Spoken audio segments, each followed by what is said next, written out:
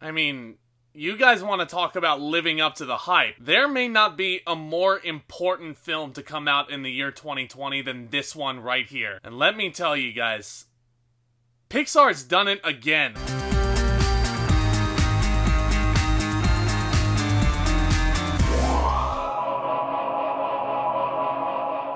Welcome back to the channel, ladies and gentlemen, and yes, here we are. Welcome back to yet another brand new movie review, and as always, I thank you all so much for stopping by, and I hope you enjoy your stay. But this time around, yes, here we are, finally, hopping onto Disney Plus to check out Pixar's latest masterpiece, Soul, directed by the one and only Docter, and starring the voice talents of the likes of Jamie Foxx and Tina Fey. Jamie Foxx voices a middle school music teacher named Joe Gardner, and he's seeking to reunite his soul and his body after they are accidentally separated just before his one opportunity to get that big break he's always wanted, to follow his dream to be a famous jazz musician. Now, I think it's safe to assume that I love Pixar. I mean, look at this. I've got a set of Incredibles Pez dispensers behind me. I mean, who else has these? I love this studio. I have either liked or loved every single one of their films except for, you know, Cars, all three of them, because it's just the dumbest concept. But ever since the first two Toy Story films came out, I mean, I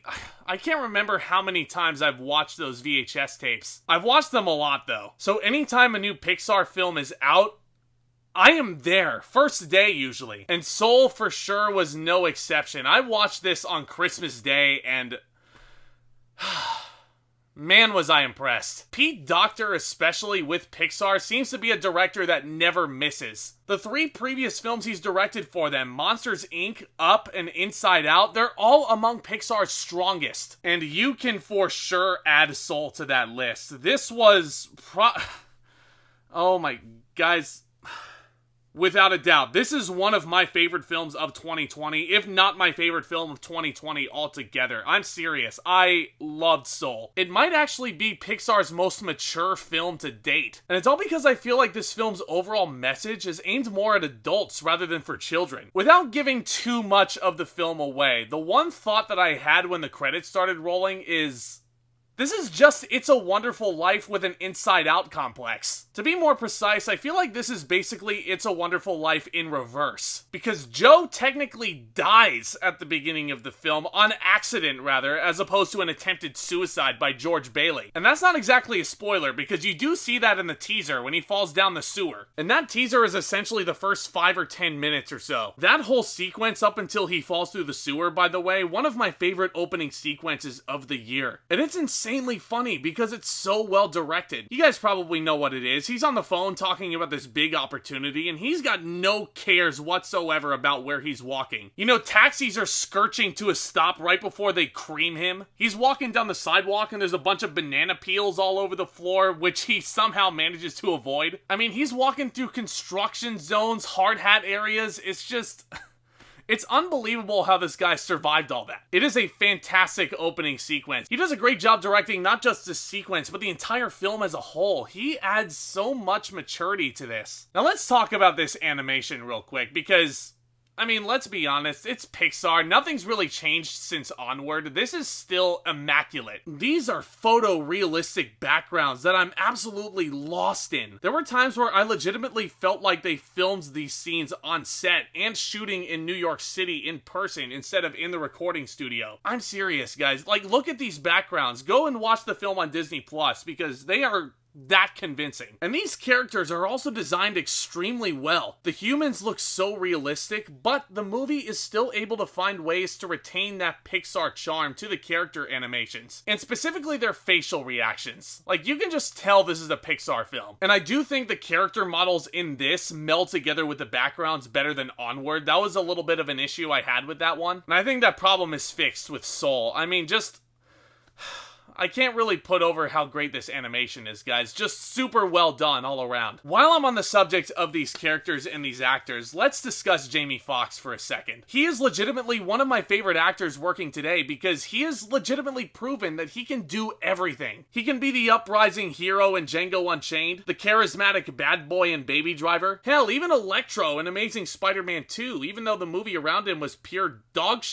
he's still able to find ways to craft an entertaining performance no matter how good the movie he's in is. And he kills it as Joe Gardner as well. Like, I mean, just looking at this character design, like, you don't even need him to say any words. Like, you can just see that this is a Jamie Foxx role. I could not picture or imagine a better voice to carry out this character and his emotions. And he's so perfect because he just brings so much likability to Joe. I felt for Joe, I felt Joe's pain, and I also felt super inspired by Joe to live my life to the fullest. And that's another thing that Soul does that really gets to me. Might as well just talk about it now while I'm on it. Very similarly to Finding Nemo, the message of this film does kind of keep getting hammered into us. Like, you know the lesson within the first 15 minutes, but yet they still keep kind of phoning it into you. I'm not complaining about it at all, because this is an excellent message, and I think it's a very important message for right now. Not only that, but it's a very simple message to grasp. And it's pretty much just saying, enjoy life to the fullest. Live every day like it's your last. And sometimes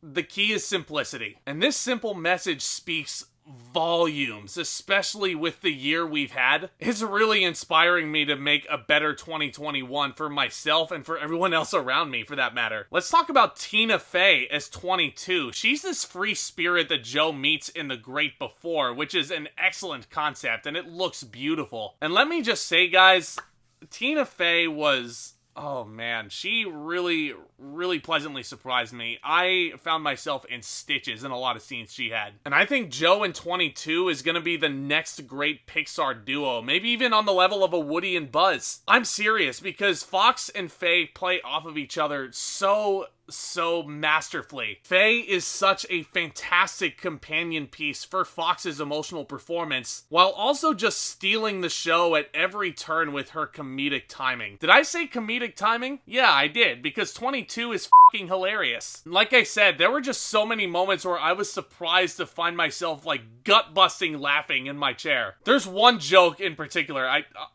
don't want to spoil it for you guys because it is just that golden, but without any context, I'm just gonna say she makes a joke about the New York Knicks. And especially if you're a fan of the New York Knicks, you're gonna feel really terrible inside about it. But me personally, I was just sitting there like, that's funny.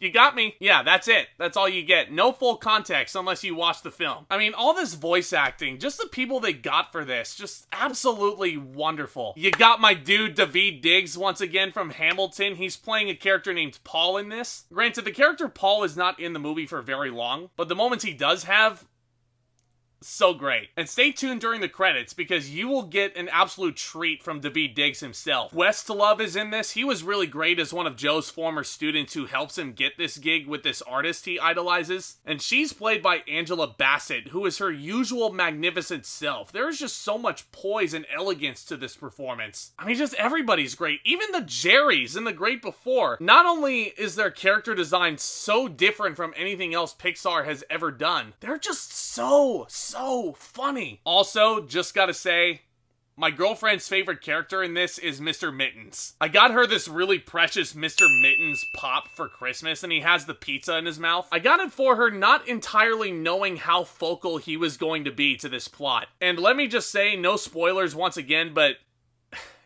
it was a very welcome surprise to see how important Mr. Mittens actually was. He gets super involved with the second act's conflict specifically. Again, God, this review is really hard for me to not give you guys spoilers, but I want you guys to check this out. But for those of you that have seen it, I'll just say this. If you know, you know. And it is absolutely glorious. I mean, this entire film, really, guys. What else is there really to say about it? It is just absolutely glorious. I love Soul with a fiery passion. I cannot wait to rewatch it with my kids for years and years to come. But I do have one very minor issue with this film, and it's really nitpicking at this point. There were a couple of editing tricks towards the second act, which, given, are very cool. But there are things that are implied to be happening. But at first, to me, it just came off like a gigantic plot hole. Again, I can't exactly go deeper than that for the purposes of this review because just in case you haven't seen it, I want you guys to experience this all for yourself. Heck, maybe my mind will change about that once I rewatch this film again, but as it is, this film is...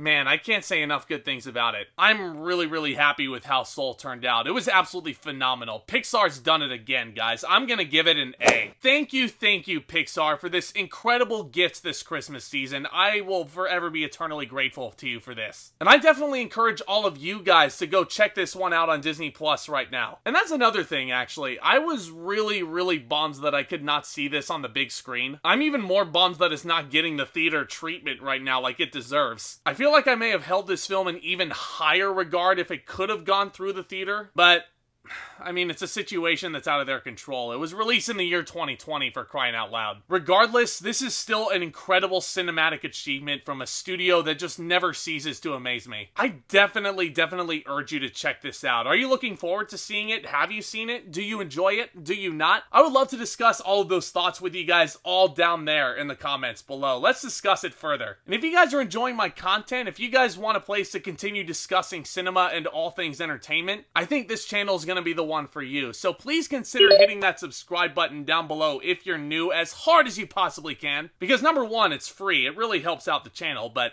don't tell anybody that. And number two, you guys will be the first ones to know anytime I upload a new video over here. If you guys enjoyed this review, also, just a friendly reminder to hit that thumbs up on your way out. I'd really appreciate that. And as always, look out for more exciting content hitting this channel very soon. You guys are the best, seriously. Thank you all again for your support of the channel so far. With all that being said, back talk, commence.